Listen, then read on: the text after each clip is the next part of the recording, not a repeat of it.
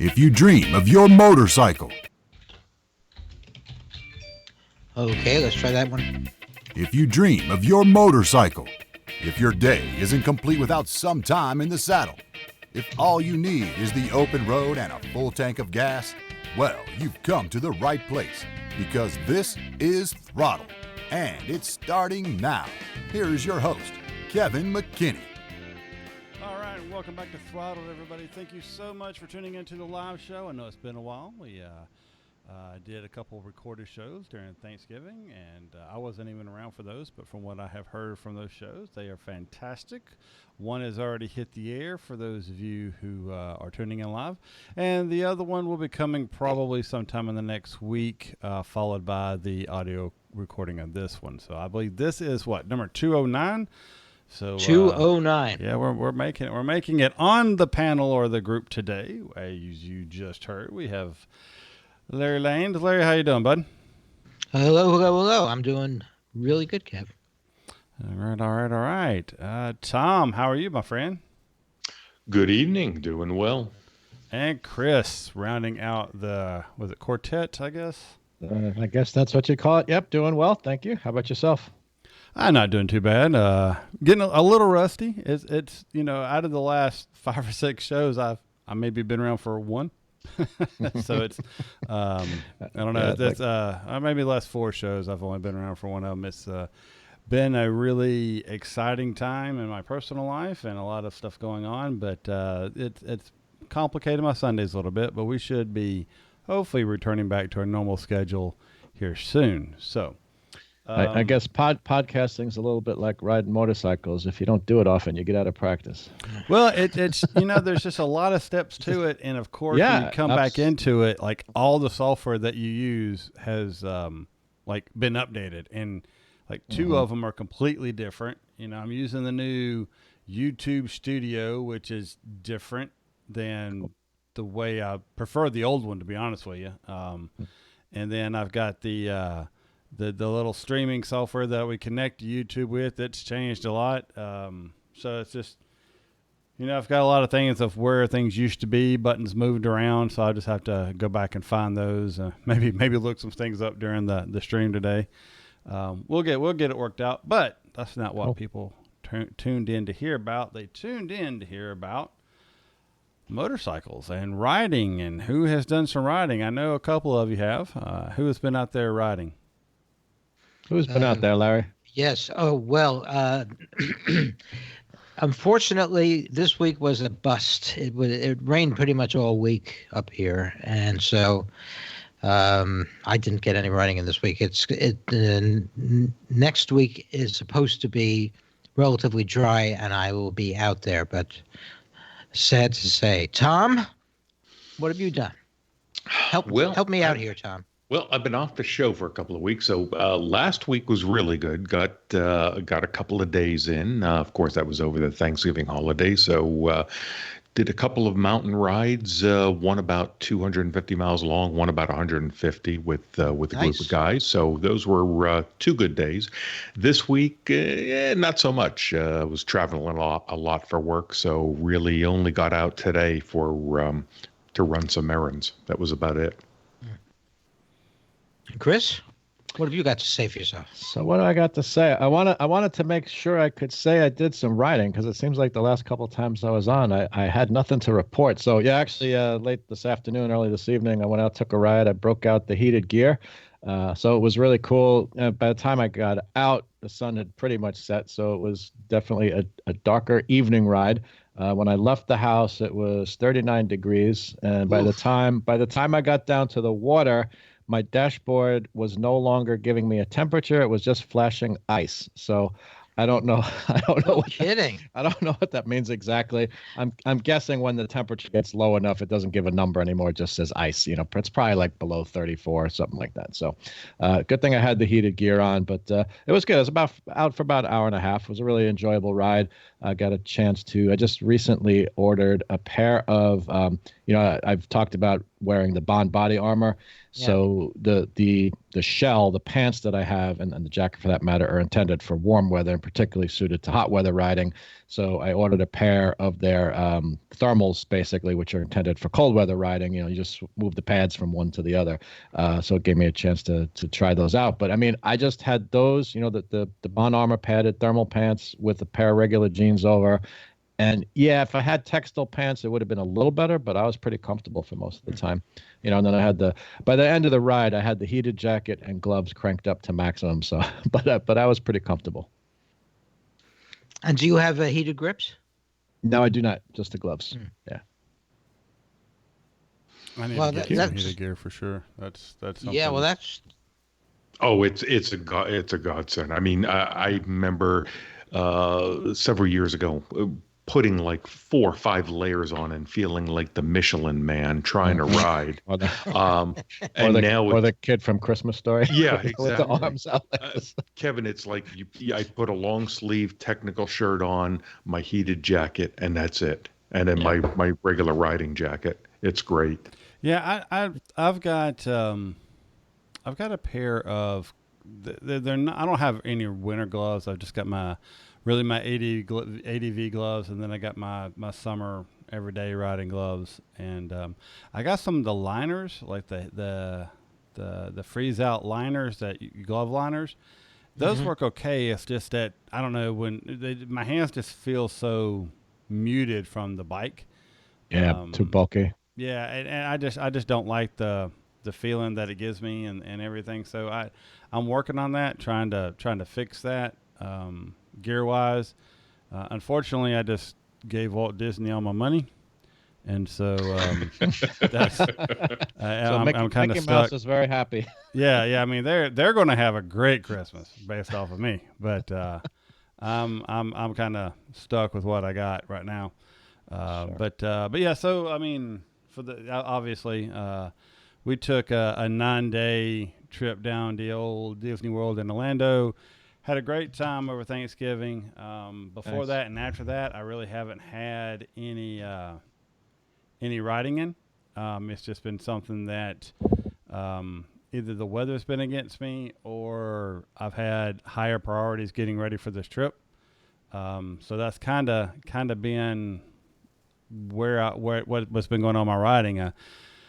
I know people kind of get tired of, I guess, me complaining about aches and pains and stuff like that. But before, I was just saying to Chris, I hope Kevin's not going to talk about his aches and pains. Yeah, I know. And I know we've got a couple of people that have written in just like, oh, it seems like you're always whining about what's hurt and everything. But yeah, my right knee, there's something going on with it. And I got lucky that during that Disney trip, I didn't have any issue out of it, but right before it did.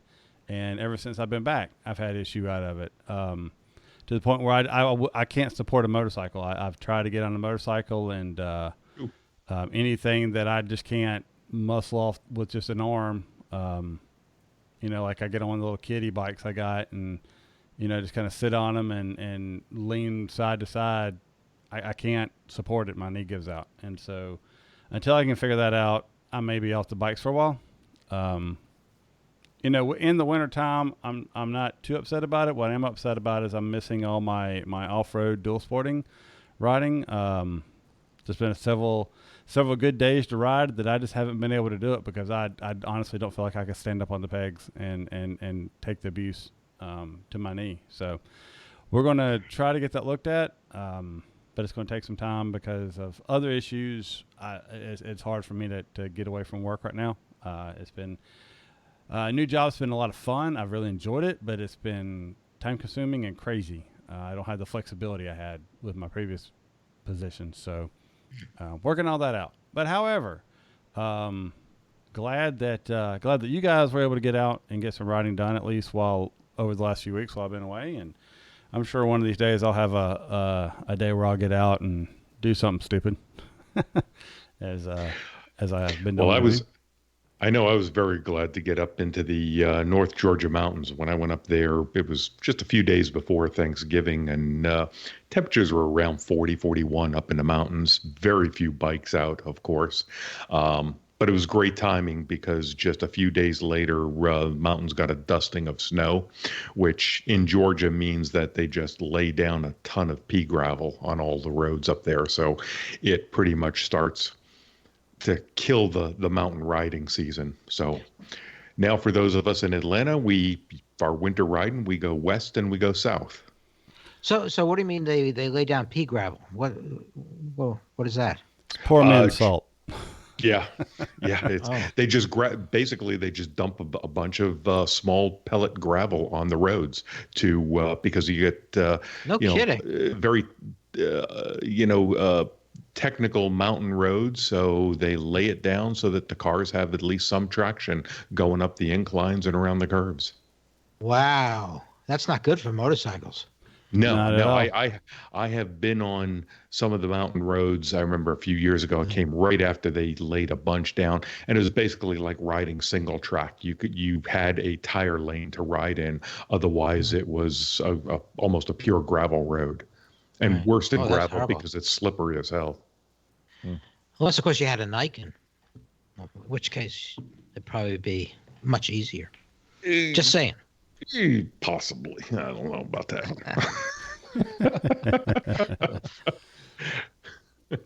Yeah, I've been wanting to get up to the mountains.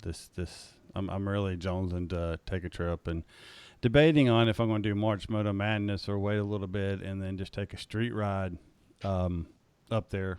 We're just kind of waiting to see how that plays out, but not so sure right now which one of the ones I got to do. I got to start making my plans and scheduling the time off though. So yeah, well, I have to admire you guys for going out in 40-degree weather. I mean, I consider 59 degrees cold weather riding. So.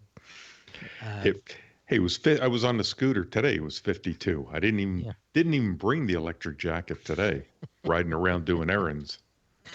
Yeah, no, you got to allow for the wind chill factor when you're on the bike. So 50 degrees is more like 40 when you're on the bike.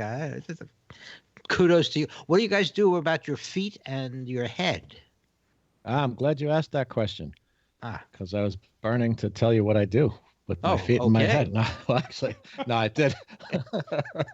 Today, I tried. I actually gotten a couple of weeks ago a pair of your Cycle Gear sells all this Warm R. It used to be called Freeze Out. Now it's Warm R. Yeah. I got a pair of I don't know what they call them. They're basically like socks, like kind of insulated socks. They call them booties. So I tried those, which were actually very comfortable. My feet were comfortable for the hour and a half or so, 2 hours that I was out. For my head, I wear a similar kind of material like the Warm R stuff, but the balaclava, over the head and around, which the most important thing for me is around the neck, because it just seals off the wind coming in. It makes a big difference. Interesting. Yeah, I mean, the chin skirt for a helmet does a wonder just to keep the air out. If you have a quality chin skirt, put it in your helmet. I've also done like a balaclava kind of thing before. Last year I did that a lot. I've never ridden anything where my feet got cold. It was usually, even though with heated grips, the backside of my hand and my fingertips. That's usually what I've noticed being the biggest issue. Which if I got heated gear, that wouldn't be so much of a problem.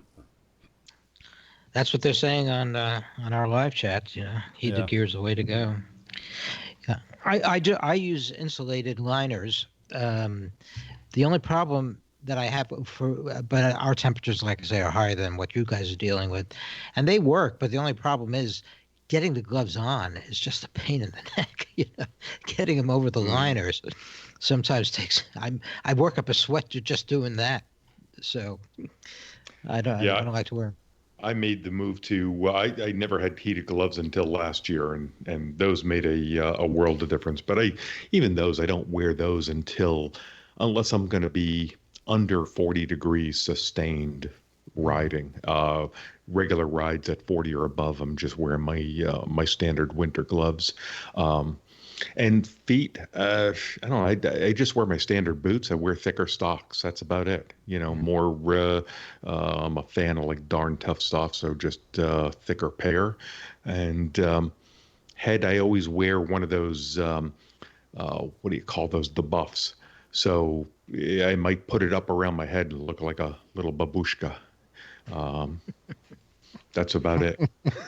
What brand gloves do you have, Tom? I've got the potpourri. Right now, the winter gloves that I wear, I've got a pair of Olympia all-around gloves. I love them just because they're so comfortable to wear. And then my other pair that I wear in wintertime is a pair of Climb, and I believe they are actually more of a snowmobile than a motorcycle glove, but they're Gore-Tex, well insulated, and have a fair amount of protection on them. And then what about the heated gloves? What do you use?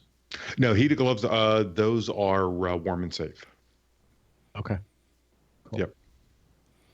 All right. Well, let's transition on to our Throttled crew members, which we have a new crew member. He goes by the handle of G4.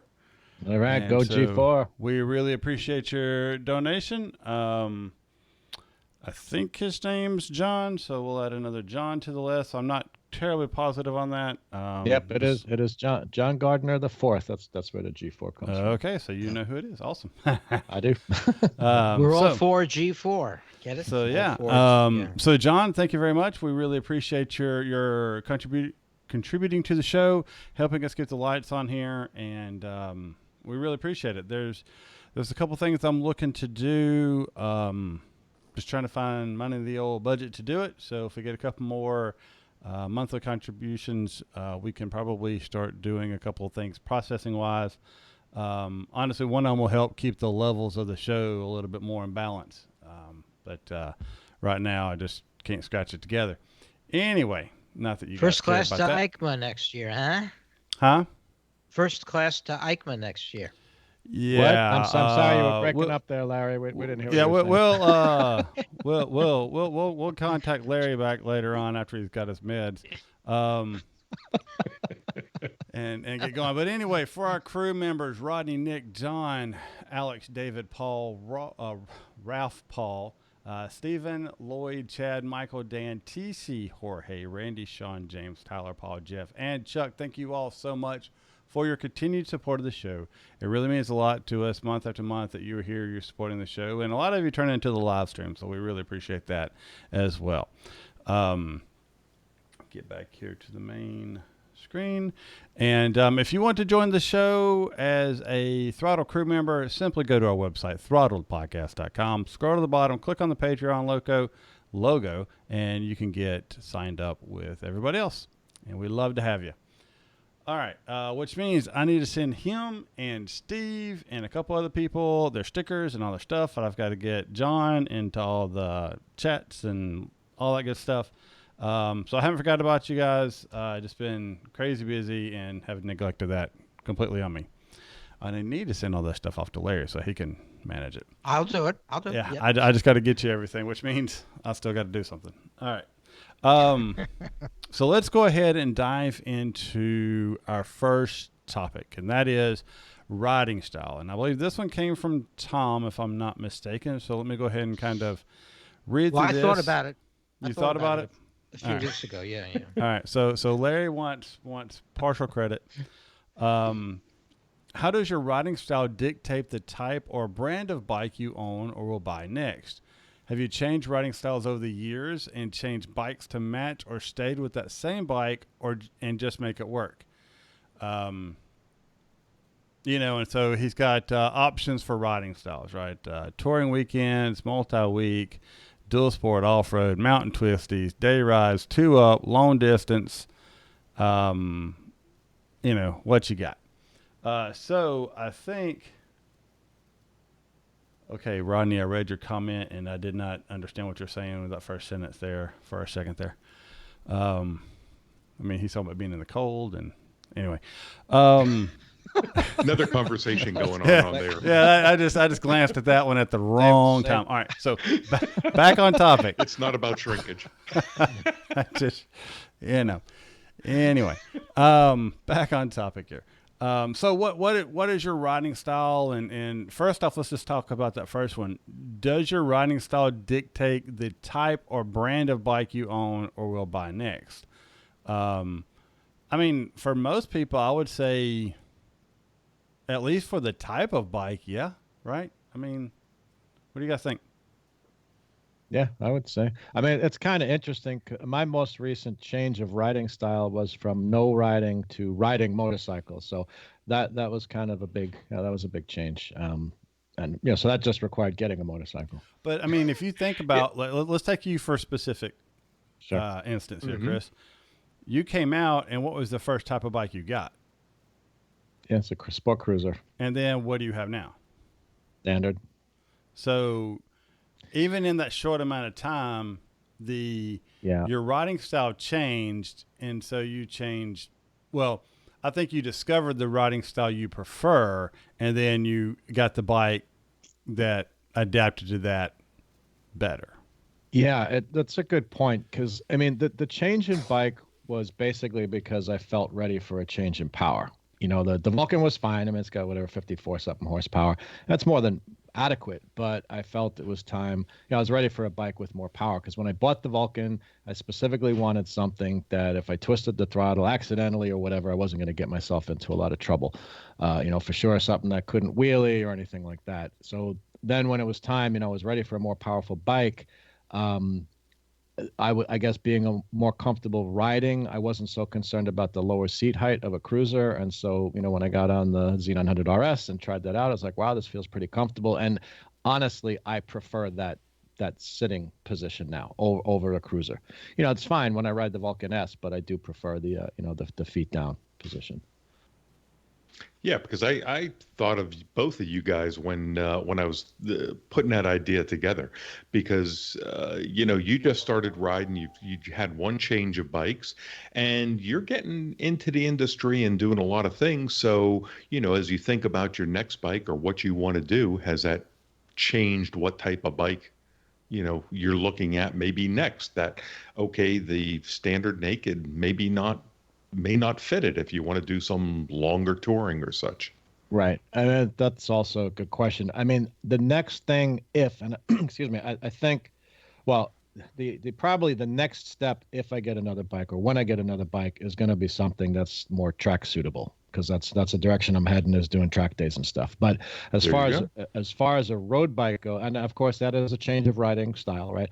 But as far as a road bike goes, I'm kind of at the point now, enough miles, enough comfort with my abilities that I'm starting to consider riding a heavier bike. And I'm in no rush to do this, but I could see getting into a Goldwing or something like that, and maybe in the next couple of years. Now, bike like that because you want to tour more and do multi-day rides? Yes. So that long distance touring would be more comfortable. Exactly.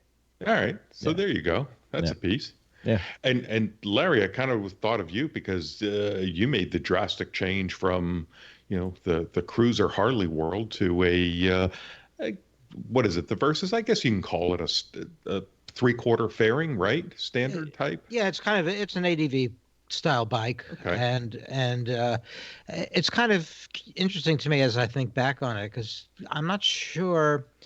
I suppose my riding style had something to do with my choice. My first bike was a Suzuki Marauder, which was like a cruiser, and I just picked that because it seemed like a good bike to get as a beginning rider. It wasn't really. It was, even though it was an 800cc bike, it was a little heavy, and center of gravity wasn't as low as I would have liked. So it was actually kind of a tough bike to start off with. And I went from that straight to a BMW R1100S, which is a nice sport bike. Mm-hmm. And when I got on the bike, the first very strong impression I had was that it was just like some of the motorcycle games that I had played on the computer. So the cockpit reminded me strongly of what it looked like on the computer, and that's why I bought it.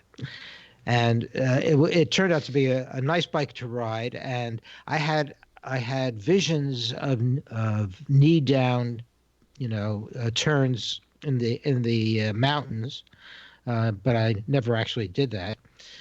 And the bike that I went to after that was a complete shift, and I didn't really think about what kind of riding I wanted to do so much as the bike just appealed to me, which was it was a Harley Sportster, and for some reason I felt like I really wanted to get into V twin, and a Harley type V twin, and so I kind of on impulse did that, and then I went from the Sportster. I joined a hog club, and I went from the Sportster to the Switchback, which was a bigger bike, and I enjoyed that. But for a while there, I was trying to ride it like a sport bike. I was, going fast. I did a few cross country trips, and I was, enjoying the exhilaration of going fast on the bike and trying to make it turn like a sport bike on the twisties. It works well on a Harley. Yeah. I scraped things a bit, and I actually took it to a cornering class where I used it on a go-kart track, and I really scraped it up on the track there. But as you point out, it's not the ideal bike for that. And after a couple of mishaps, I decided to back off on my sport style riding and to enjoy the ride. I decided that the bike was a cruiser, and that's what the kind of riding I was going to do, which was cruising. And I do enjoy, and really my goal is to do multi-day rides, for which the Switchback was reasonably well suited. But ultimately, I decided to go to a smaller bike with a more upright riding position that was still comfortable for both riding close to home and on longer trips, and that's when I came to the Versys. Okay. So my style now is to take it easy, enjoy the ride, and to be able to have a bike that can serve me for multi-day trips as well. Yeah, so kind of a jack of all trades bike. Yeah, so your venture into the Harley was more of style, aesthetics of the bike than actually what it could do. And That's then right. you kind of changed your riding style to suit the bike rather than the other way around. That's right. It was designed to cruise, and that's ultimately what I came to. So I'm quite happy with the Versys at this point. It seems to check just about all the boxes for me. So Kevin, what about you? You ride a similar style bike to what I do. What I don't even recall if you had anything before the Tenere or what brought you to the Tenere. Yeah, I had a V-Star 950. That was my getting back into riding bike, and my problem with it is the seating position. I mean, granted, the bike was a little bit small for me, but the seating position didn't do me any favors. And honestly, when I got the Tenere, it was all about ergonomics and comfort. That was my main concern is I want to be comfortable. I want to be able to ride longer than 45 minutes before needing to take a break because my butt's asleep or my feet are asleep or, something like that. Well, did you go for the Tenere though with the idea of the quote unquote adventure bike that you could also go off road on it as well as tour? I went the first thing that I liked about it is that it was a large bike. It let me sit up more and take pressure off of key pressure points. That was my first thing. And coming from a kind of dual sport background, I guess you'd say when I was younger, there was that. Well, I'd like the ability to go places. things like that. So, that's the reason I went with the Tenere, say, versus the, the Versus or the V-Strom at the time, which, when they first came out, like the V-Strom 650 was there, and the 1000 had just like been released in that area. And, a lot of it was, they're more adventure style than adventure bikes. And I wanted something that if I did decide to take it off road, if I got myself in trouble, the bike would be okay with it. And, I was pretty naive to the segment, as well. Now, I think I made a good choice. I've taken the Tenere places I wouldn't have taken a lot of other bikes. I've like right now it's got much more aggressive tires on it, to where it'll do a little bit more. But once you kind of learn more of how to ride those bikes off road, they are much more capable.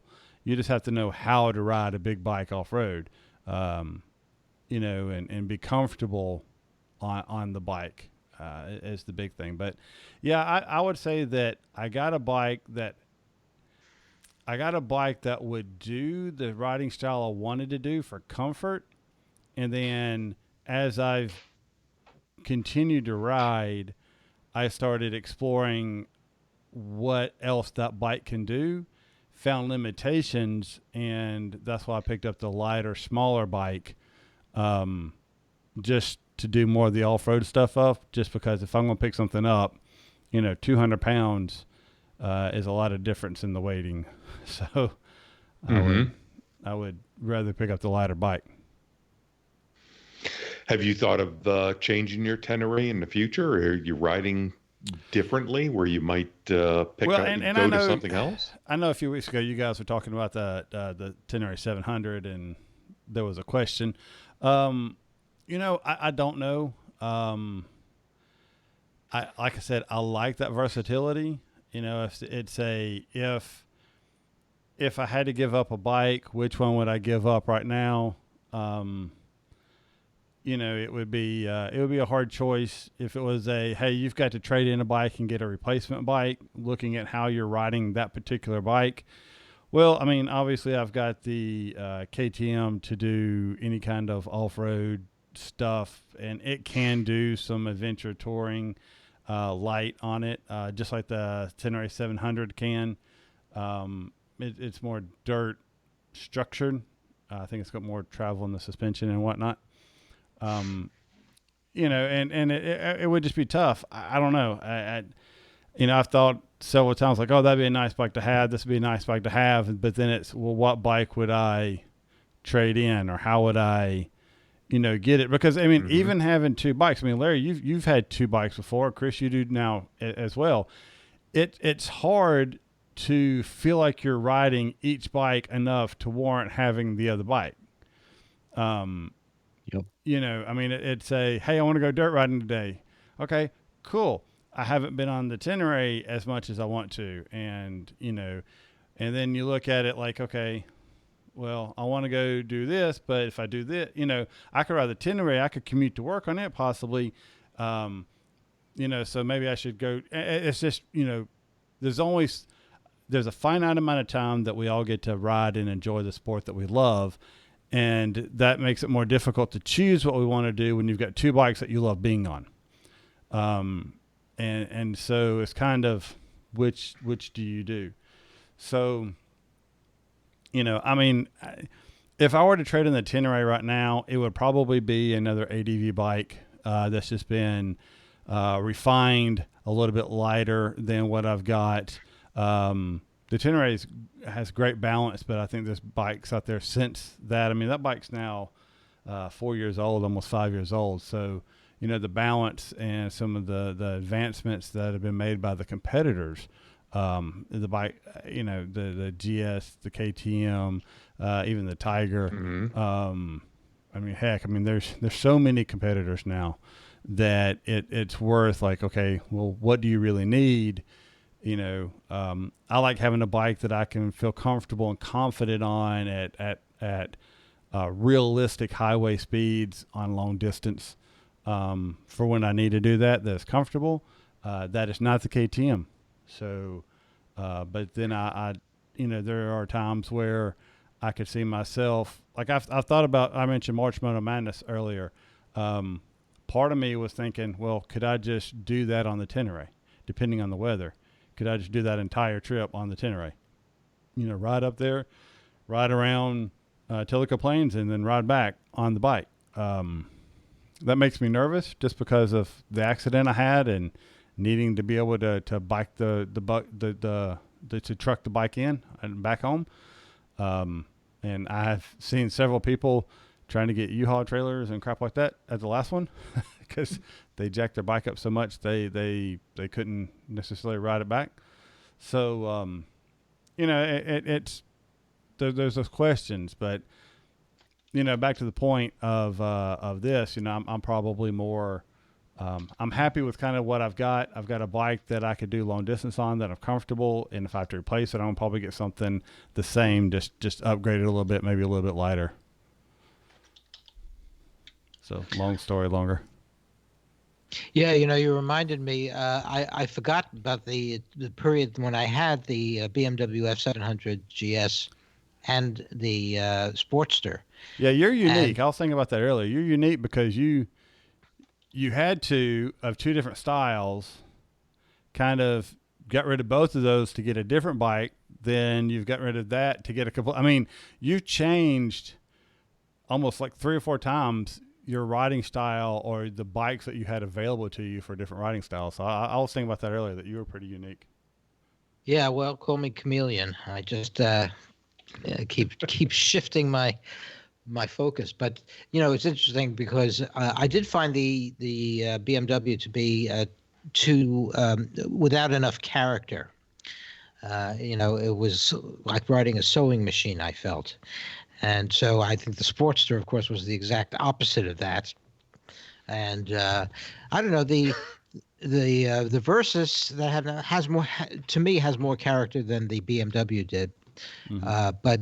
But it's still pretty much in the same style of bike and the same upright comfort. So I'm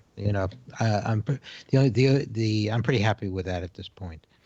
So let's move on past the bikes and just talk about the generic riding styles. How have your riding styles themselves changed? From the initial short outings that we all do as we have evolved into riding. There's what qualifies as a good ride. When you say I'm going riding this weekend, what does that mean for you? And how has that changed after your 1 year riding mark? Oh, 1 year. Jeez. Well, and I say 1 year because it usually takes your first year to figure out what you like. Yeah, I don't know. It took me 3. I went through, I think, 3 bikes within 3 years. Well, some of us feel a little faster learners than others. Well, what did you go through, Tom? Well, I as I said when we first started, I started with maxi scooters. Oh, right. So did a 400 and then a 650 and then jumped over to a V-Strom. And so I'm at the other end of, I always look at what kind of riding do I want to do? And then I look for the bike that suits that type of riding. So when I first got into the BMWs from the V-Strom, I wanted to do more touring. And I wanted creature comfort. So that's led me to the 1200 RT. So my wife and I traveled around the Southeast on that, did a lot of riding. Then I got the adventure bug. Oh, I wanted to go off road. I went to the BMW Performance Center and the Dirt School to ride a big 600-pound bike off road. So I did some off-roading and I dumped that bike in the mud quite a few times. And after a couple of years, I figured out I really don't like off-road riding and getting dirty and falling down in the mud a lot. So had the bike for a little bit longer and started looking for, well, what I really like doing is I like a jack of all trades bike that I could still do some touring, but I like to go up in the mountains and play. That's the thing. So I looked for a bike that would suit that. Unfortunately, due to my size, that limits some of the selection of bikes that I fit on comfortably without making drastic changes to it. So that led me from the GS Adventure back to just the GS, but set up completely different. So my GS Adventure had all of the, the big aluminum cans on the back. It had all of the protection bars all over it. I've got the GS basically set up as light as it can be as a sport bike, and I just about ride it like a sport bike for the most part, especially if I get up in the mountains. So that's how, but I look at what's the next style of riding? What do I want to do next? And I love some of the naked standards, like Chris rides or the Bonnevilles, but that have to be a third bike that I've had because it wouldn't replace. Certainly I have my Vespa, which is, again, different style. That's my around town bike. Love the Vespa. It's a from a stylistic standpoint. I know you guys don't get the scooter thing, but it's a blast. So yeah, a naked just doesn't fit because I do still like the creature comforts, and occasionally I still like to do some touring on it, and multi-day touring. So like to have a windshield. But I always try and go look at, well, if I want to do longer multi-day tours, maybe a Goldwing, or I don't know about a K1600, but I have yet to test ride a Goldwing, but I'd love to, just to see what the new one is like. I'm kind of enthralled by that. Whether I would do long multi-day rides and whether my wife would want to do that, I don't know. We haven't crossed that bridge yet. Yeah, well, the other thing to keep in mind is that depending on your skill level, you can, sort of make the bike do what you wanted to do in terms of your riding skill level. Look at, Brian Honeycutt and what he can do on his 1200 GS. He has knees down riding on tracks without any problem. So. What your skill level is can also make a difference in terms of how you make the bike do what you want it to. Yeah, I mean, that's one of the reasons why I've stayed with the GS platform, is that it can do just about everything. So if I am up in the mountains and I want to do a mild fire road, even though I've got sport touring tires on it, yeah, I can do a fire road on it. If I want to keep up with the sport bike riders, yeah, I can do that too. And if I just want to cruise on the highway, my comfy seat and just stay in the back of all of the quote unquote Harley riders, I can do that too and be comfortable. Cool. Okay. So Kevin, I've gone kind of the opposite direction. I know you're heading towards the dirt. I was in the dirt and moving away from it because, I just didn't feel I like the bikes, but I don't know, it didn't really appeal to me after I. Well, but I mean, I got a completely different bike to do it in. I mean, that's the true. thing is it's I realize that, and I've mentioned this several times, so I'm not going to spend a ton of time on it, but, I realize that there's if I'm going to be doing this, most of the time I'm going to be out there, me and somebody else, and if it's just me, well, I need something that I can pick up, and now I should say push off of me, as what happened to me before earlier this year. So, that's a situation that, and that's why I did that, just something that was lighter, a little bit more maneuverable, more basic, in the way it operates. So, and that's part of, my main bike selection is my wife still rides with me on occasion. So I have to have a bike that's comfortable two up. So I keep that in mind. The GS is a great pack mule, and we fit very comfortably on it for quite a while. If she wasn't riding, I might get something smaller for myself, but that's always a consideration as well for that whatever 10% of time that we ride together. Yeah. I mean, Chris is talking about starting to do some track days and getting a suit and stuff like that. I mean, I know he's been really inspired by the Moto America stuff and moving in that direction. So, before too long, Chris may be, having his own biker school program out there, and Yeah, he's going to have an elbow down soon. Who knows? Yeah, I think there's too many guys out that have a big head start on me. But the geriatric riding school.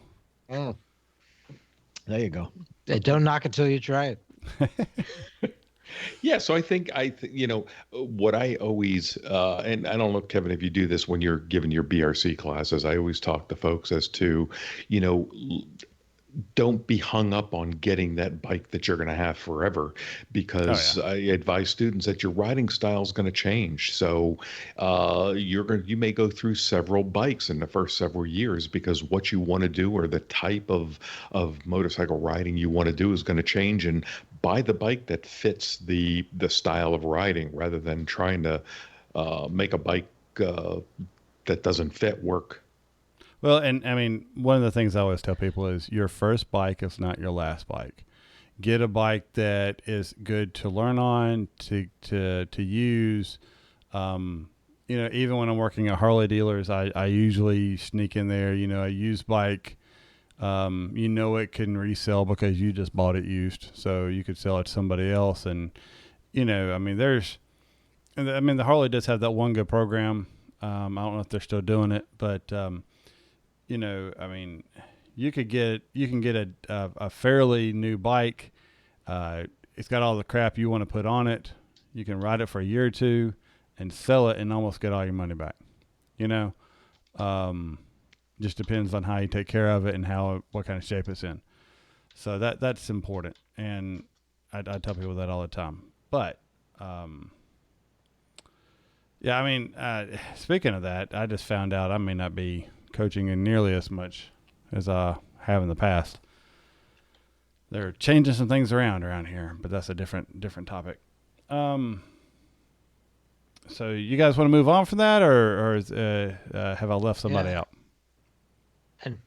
And any last words? No? Okay, let's move on. Cool. Yep. So, in case you guys haven't noticed, and by the time I probably get this out, it may be too late, but it is the motorcycle holiday season. And as riders, we normally have people that we may be needing to get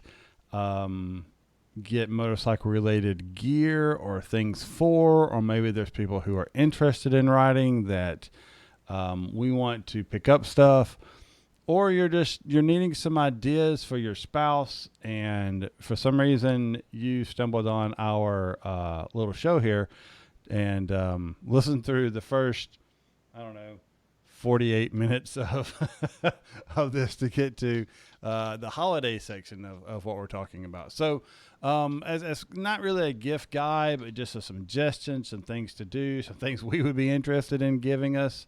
So if you have something you just are dying to contribute and send us as Christmas gifts, we'll give you maybe some of our wants, or just things that would be nice to give somebody that we see out there in the market. So that's kind of the topic for the next section of the show. And we've got a couple articles that we're just kind of bouncing ideas off of, maybe a little bit and everything there. But one thing we've already mentioned that I'm just going to go ahead and throw out there, heated gear, right? Heated gear would be something that I'm sure any rider that you know of, or hey, you thought about, it'd be nice. Well, you know what? If you're not going to buy it for yourself, just have somebody else buy it for you, right? Hey, you get me a heated jacket, you get me heated pants, I'll get some heated gloves for myself, and we'll call it a day, right? So that's always an option. Anybody else got any, what other suggestions you guys have? Gift cards.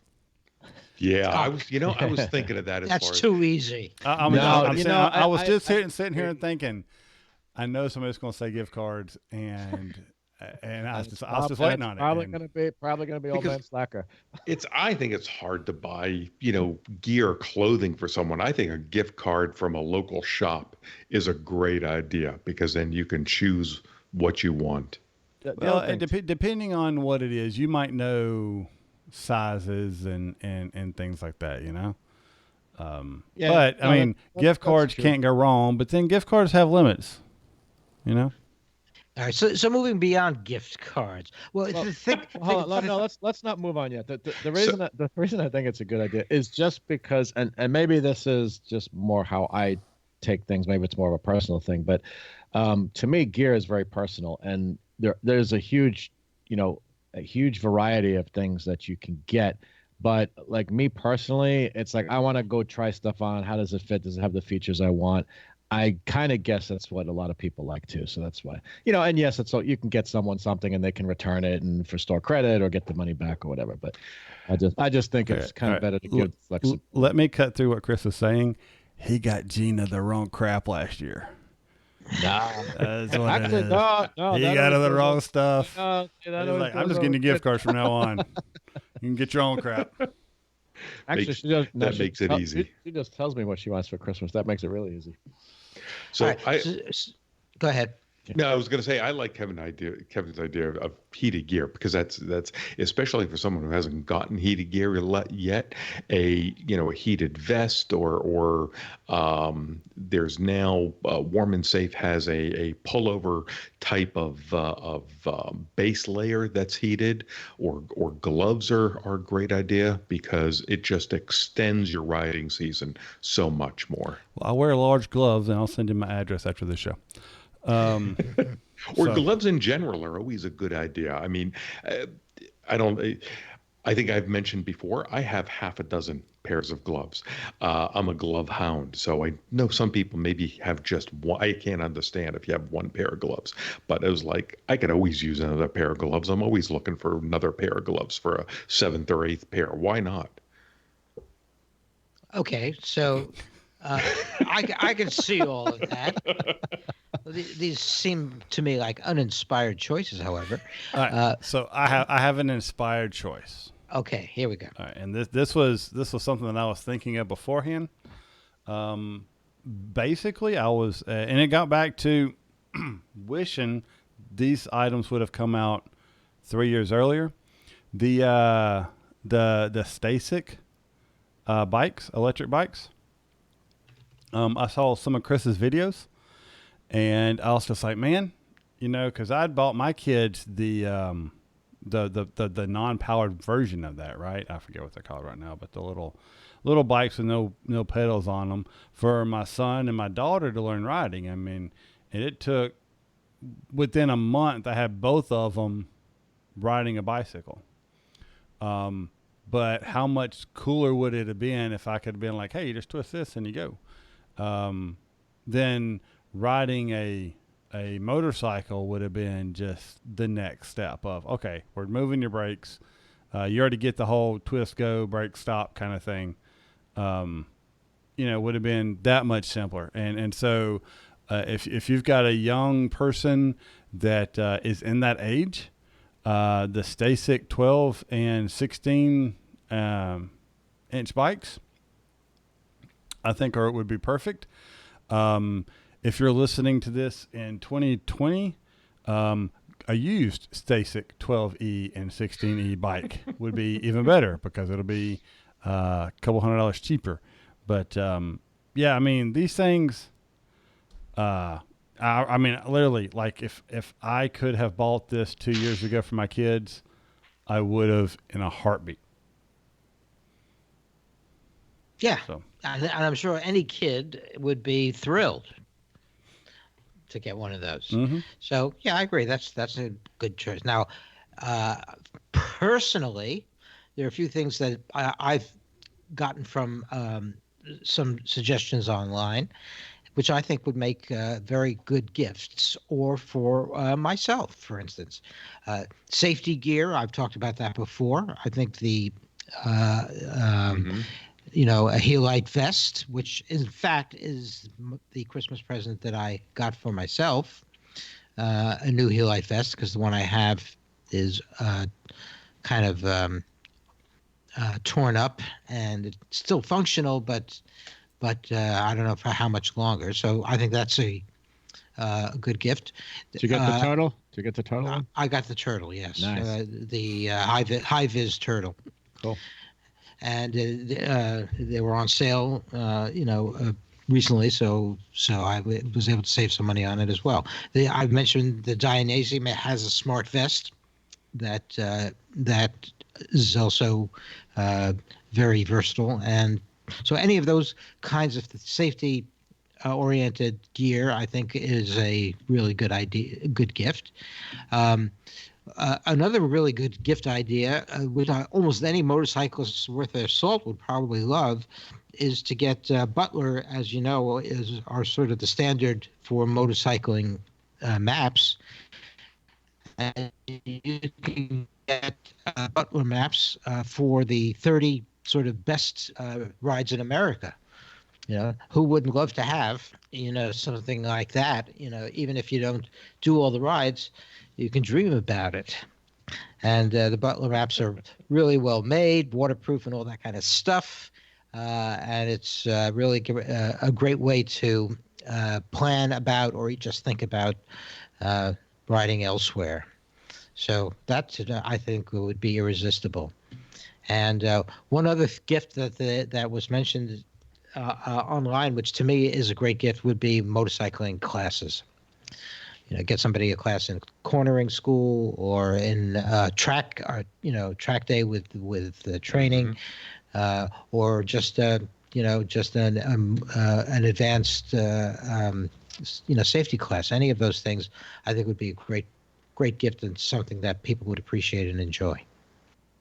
Those are good ideas. I would second both the vest and investment in any riding school. I mean, you can go to, the super expensive track day ones, or even just an MSF advanced rider course if it's offered in your area. Those are one day fairly inexpensive courses, but anything like that is always great. Invest in yourself, or invest in someone's skills. Right. Yeah, I gotta appreciate that.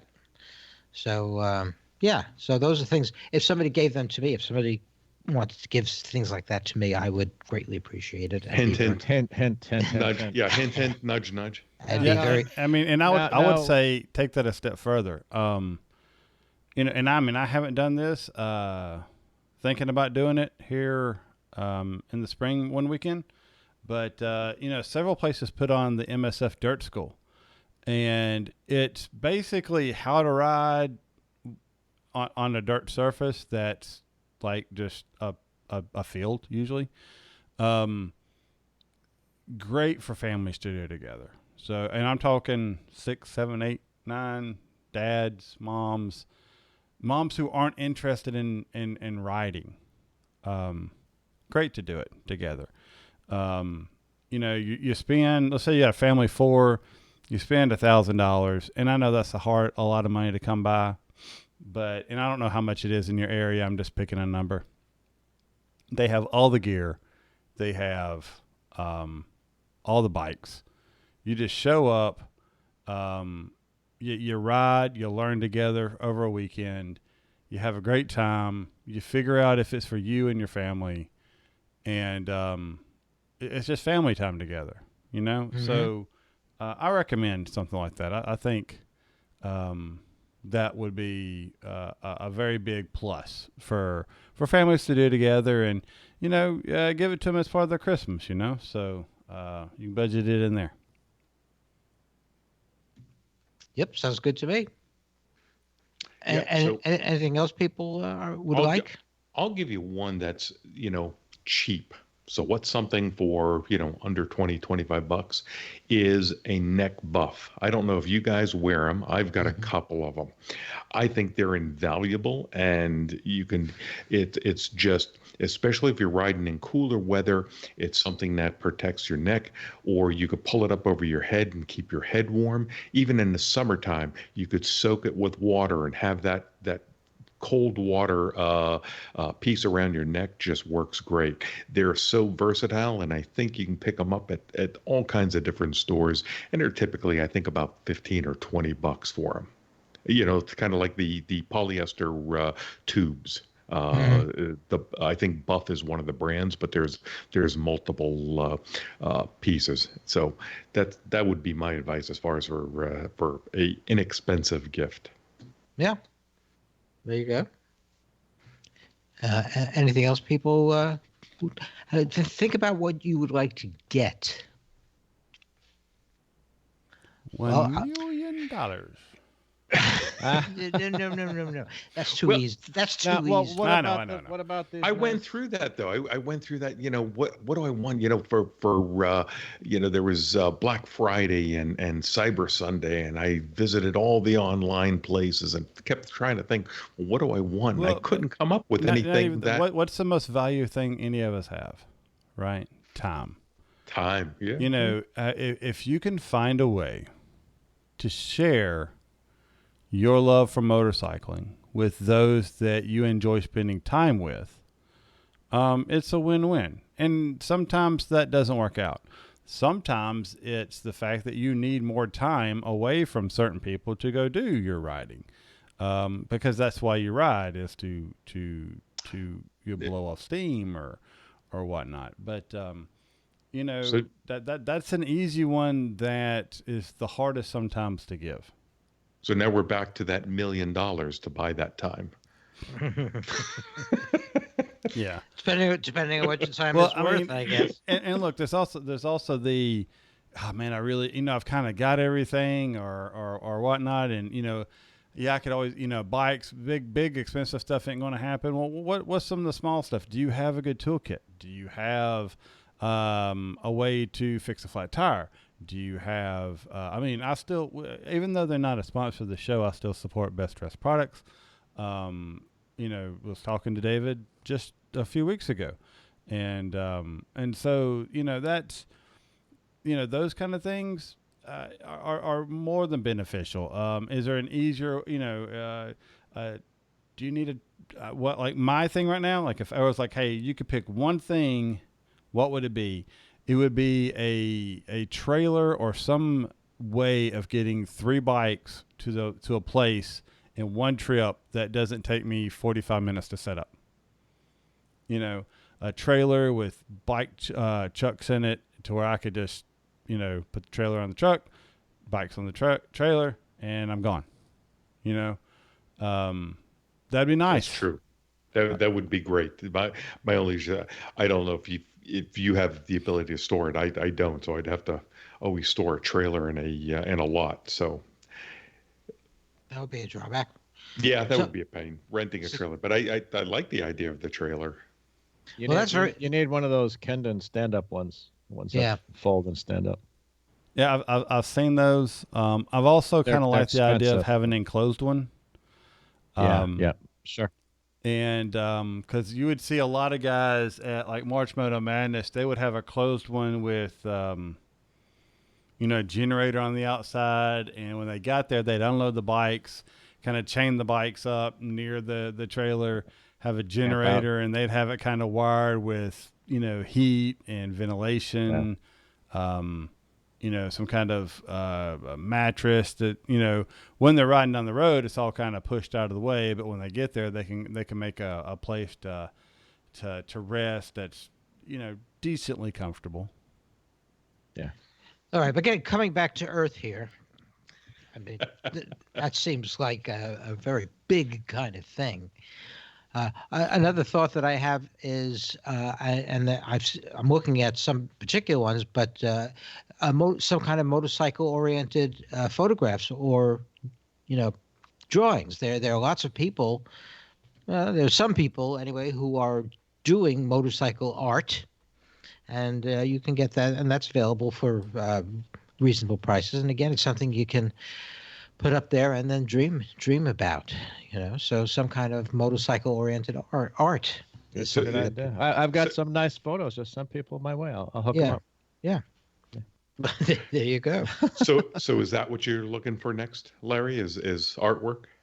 Well, I'm just saying, that yeah, it's and in fact, I have up in my room here pictures that I've taken on uh, hikes and rides that I've done and drives that I've done, and I have them up to look at pictures of Mount Shasta and what else do I have here? Oh, Crater Lake.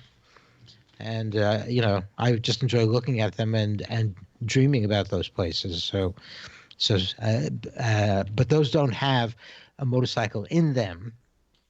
And the prints that I'm looking at, you can get motorcycle-oriented prints that are of motorcycles or of motorcycles in various exotic places. Rodney had a good one that I actually have and would definitely think of, and then Varus Vapor has another one too. So a Camelback, love Camelbacks. I almost always ride with one now, long distance, or if I'm going off road, I always have a Camelback on, and that really works well. And then the Cardo Pack Talk Bold, big fan of that. So, the Bluetooth communication, mesh communication, just in case you run into somebody who has one, you can chat with them if you're riding with them. So, good things there. Yeah. The other thing too would be like one of those spot devices, like the GPS trackers or whatever. Yeah, that's good. Granted they're a subscription or whatever, but I guess they probably come, right? Maybe you can get like a gift pack that has like the first year included, or you include that in the gift or something. Or I think you can actually purchase a week at a time, or a time. Right. When you just activate it when you need it, right? Right. Yeah. Good point. But if you were looking for something for me, Larry, because I see the other thing on the article here is these carbon fiber wheels. Yeah. So I just you like those? Huh? I'm just thinking it probably would. The bike would probably turn a lot easier if had wheels a little bit lighter. So. Yeah. Well, for your track bike, for sure. Yeah, definitely. Well, even for the road bike. I saw that. I saw that in the article. That suggestion. I thought that has got to be one of the most useless items they could ever suggest. What? You don't believe in carbon fiber wheels? It does say for yourself. $1,500 per wheel for 1/100th of 1% of the people that would ever have the skills to put that to use. But they would really appreciate it. And it's so much easier when you have to change your wheels. It's lighter. It doesn't strain your back as much. Yes, but that is a little bit on the exorbitant side. All right, well, fine. So you got to. But I accept all kinds of gifts. So yeah. All right, so let's do this. Let's wrap up the topic and go ahead and start wrapping up the show. I think we're at over an hour, and we'll get to all the news and stuff next week. But which there's not a ton of. This is what happens in December. So, what final things on holiday gift guide do you guys have? One each. So Larry, we'll give me one thing, one final thing. For a holiday gift guide thing. Well, just on the off-camber side of things, I saw that somebody makes jewelry out of drive chains. They anodize them, and you can get watches that have watch bands made out of them, and they're actually kind of attractive. Different colors, different sizes. So, just on a exotic note, and they're not terribly expensive. So, if you're into that kind of thing, that's kind of another idea for you. All right, Tom. I'm going to go back to that. I think the best gift would be find the school in your area, the MSF school that's doing advanced rider course. It's a 1-day course. I do those every couple of years. I think they're invaluable. Typically, you can find those for $100 to $120 for the course, so it's not outrageously expensive, but every motorcyclist could use that. Cool. Chris? Cool. Yeah, so something just a little bit different, and this might be, better for a newer rider, but even just something like a first aid kit, which I think is a good thing for people to carry, or even, some kind of first aid training. It's one of the things I've talked about on my podcast. All the stuff we talk about is good, having the bike, the equipment, learning how to ride the bike, but because bad things can happen, it's also good to know a little bit, how to handle that kind of stuff. In fact, that accident scene management course that I've talked about is a great thing too. Mm-hmm. Yeah. Given that I've actually been in that situation, I agree with you there. Yeah. Yeah, for sure. And I want to say a good pair of socks because, that makes the trip even better. So, yep. All right. Let's go ahead and start wrapping it up. First off, guys, it's great to be back with you guys again. I know, like I said, I've been out a lot, and I really appreciate everything that you guys have done. So first off, from me to you guys and Brian and everybody else, Craig. Ted and Craig Ripley. Thank you all for being on the show here lately, and actually the last several weeks we've had just a revolving cast, and you guys for putting it together. Keep doing that. Keep finding new people to be on the show. We'll always make room. So it's been a lot of fun. So thank you guys for that.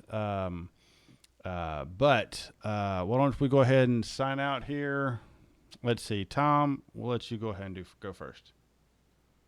If the weather is okay in your area, go out and ride, even though it's cold. You can, riding is still fun under 50 degrees, Larry. I'm with you. I second that motion, Tom. If you say so, I'll acquiesce to your opinion. Even in the rain, it can be fun. Nah, that's going too far. Well, as from my point of view, I agree. If your weather is good, and if you like low temperature riding, fine, or more power to you. But get out and ride safe, and make sure you ride your own rides. Chris? Cool. Yeah, and don't forget to practice. Don't forget to do a little practice here and there, parking lot or whatever you can manage. As Larry said, he finds it helps. I know I find it helps quite a bit. So yeah, definitely do that. And everyone ride safe and enjoy getting prepared for the holidays. All right. So if you want to contribute to the show and join the Throttled crew, remember you can go to the website, throttledpodcast.com. Scroll to the bottom, click on the Patreon logo, get you signed up right there. You can follow us on Twitter at Throttle Show, Instagram Throttle Show, Facebook Throttled Podcast.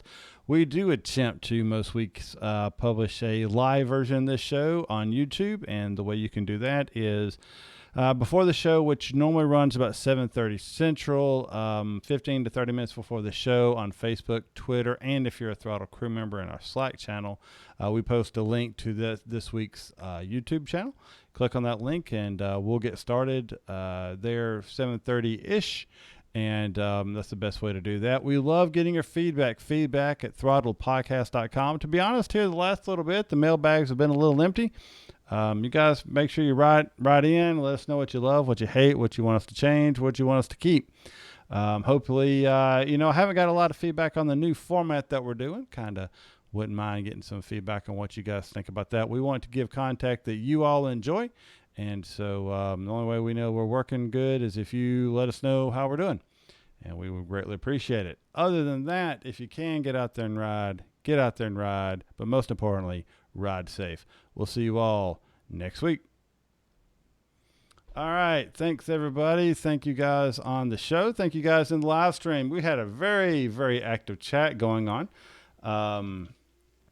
Couldn't follow it all because it's way over on the other side of my screen and my eyes are blurry from all the medication I was taking.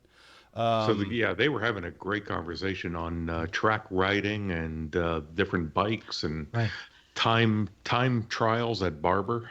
And the advantages of carbon fiber wheels. Yes, absolutely.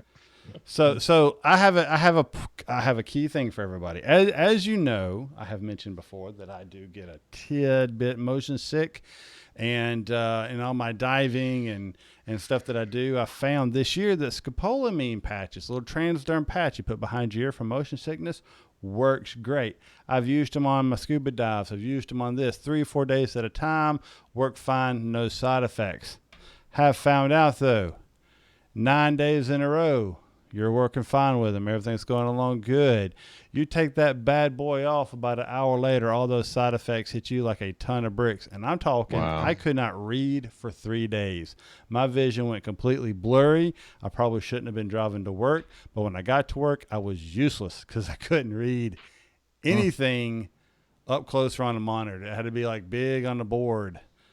For me to be able to read it. Wow. It was really crazy. And it also like nausea, dizziness. Like I stand up and I'd be dizzy for 20 minutes and then to go away. Then like I'll be walking and then all of a sudden I get dizzy again. So apparently somewhere between 4 and 9 is my tolerance level on days that I could be on a scopolamine patch. But just in case you guys are ever in that situation, be warned, because that was a nasty little recovery that I was not expecting to have once I got back from my vacation. So, well, good to know. Fun tip for those. Hey, did you go to did you go to the Star Wars thing at Disneyland? So we did do the Smuggler's Run, but I did not get to ride the one that had just opened, the Rise of the Resistance. I tried to see, because I had been down there when I was younger, when Universal Studios Jaws was they were about to, when they first opened Jaws, it was a failure, and they were refurbing it. And they had several trial runs, and then there was another ride. What was it?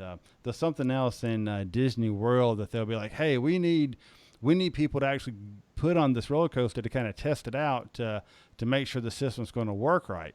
So they kind of do these soft launch openings, and they'll put you on it and they'll run you through it, and they'll be like, "Okay, everybody stay seated. We're going to run you through again. This time pay attention to X because it's going to be changed, or we're going to turn this, And so they run you through 3 or 4 times, and they get another group in and get everybody's opinions. You fill out a survey or something like that.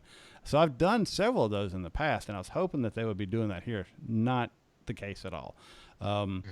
They had the first several times we were there for that, the area was just abandoned, and they just had it chained off to where you couldn't even go by it.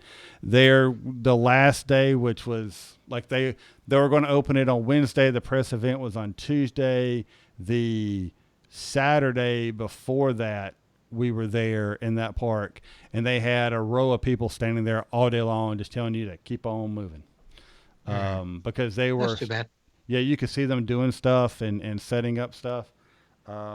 Yeah, it kind of was a bummer. I've watched the video of what it is, and I'm just like, holy crap, that was impressive. But even Smuggler's Run is an impressive ride. We had a great time, and the crowds weren't. And we managed. We were lucky enough to where we managed it pretty good. So we had a good time.